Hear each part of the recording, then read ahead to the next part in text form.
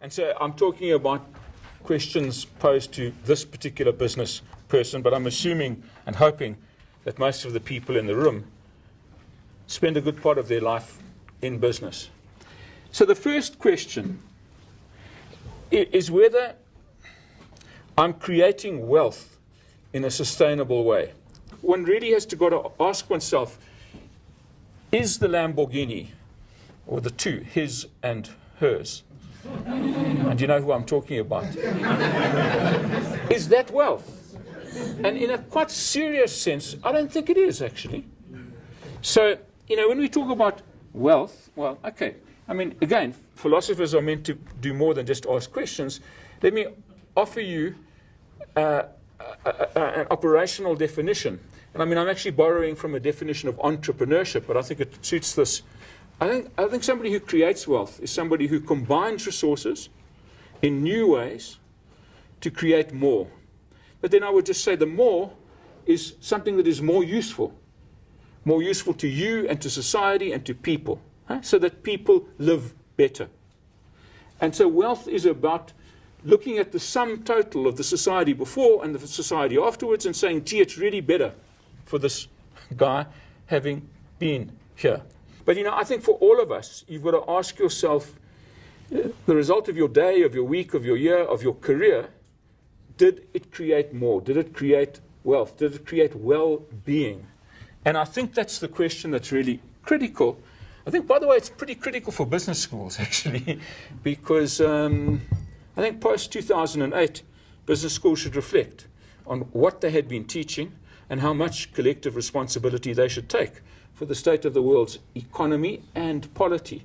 The second question is about what we do when we use wealth, because we create it, but we also consume it.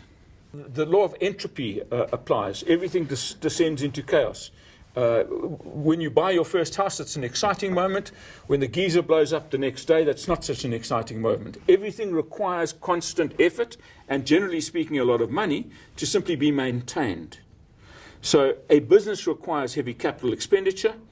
The growth of business requires putting a whole lot of money in before you get any money out. Sustaining the business, growing the business, capital expenditure. Again, and I think this is a class bias on the accounting profession's side, whereas we would recognize as capital expenditure money put into machines. Money put into skills training, we don't recognize as capital expenditure. And we use the concept human capital. I'm not so sure that I really like that concept, but it's not an accounting concept. I would argue that every company in South Africa should be spending not less than 5% of its payroll on deepening the skill base of its population if it wants to be in business in 5, 10, or 15 years' time. Because without a workforce that is able to innovate, you're actually dead in the water. Now, my third question, which I ask of myself kind of every day,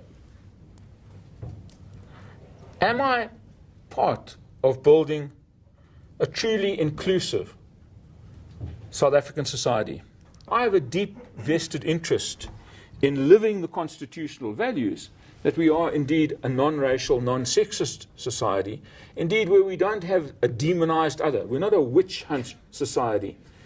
Not Zimbabweans, not even Nigerians, not gays, not whites, not blacks, not men, not women.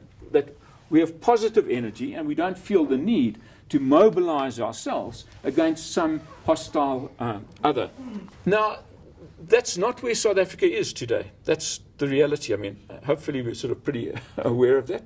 If you listen to the radio and you read the newspaper, I mean, the currency of the demonized other is around. How are we going to get there? It's actually tough, because creating inclusive societies is really hard work. It's painful. It's costly. A very rich part of my life now is that in a number of organizations, like 6 or 7, where I'm active now, I'm actually in a majority black world. And that's been a huge learning experience for me. I've learned a lot of things about myself. I'm in a context where the board meetings that I go to and the planning commission meetings, there's a deep desire to give everybody the space to have their say. There's a genuine interest in finding out what the silent people think about something, about creating the space to let people speak. And you know, that's a wonderful thing.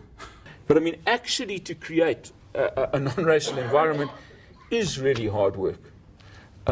Because it requires reflection from within, and incidentally, you know, from both sides. Okay, you know, I am addressing the demons of white prejudice, which is absolutely alive and well, and which limits my capacity to be a full human being and to be a South African. And I want to confront that.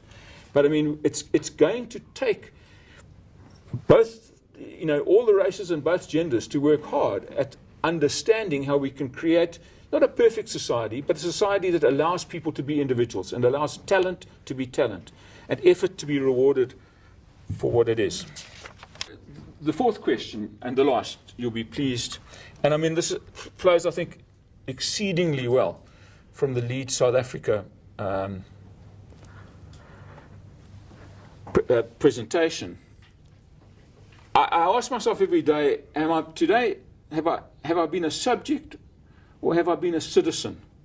And yeah, it is an obvious point, but I simply want to illustrate this with a single question. I think most sensible South Africans are worried about corruption, and indeed I think it is an absolute scourge, scourge. And you know, in a way, we've sort of colluded. And yet, isn't it terrible how the desire to get rid of racism has, in a way, promoted corruption? And in this particular way, I mean, when I was a CEO at Anglo Gold Ashanti, I had an office on the 19th floor of 11 Diagonal Street. And a lot of foreigners, but I regret to say a lot of my white compatriots would come and say, gee, you know, we're looking for black partners. Who would you suggest? And then I would take them to the window and say, look down on the street, there are about 35 million black South Africans.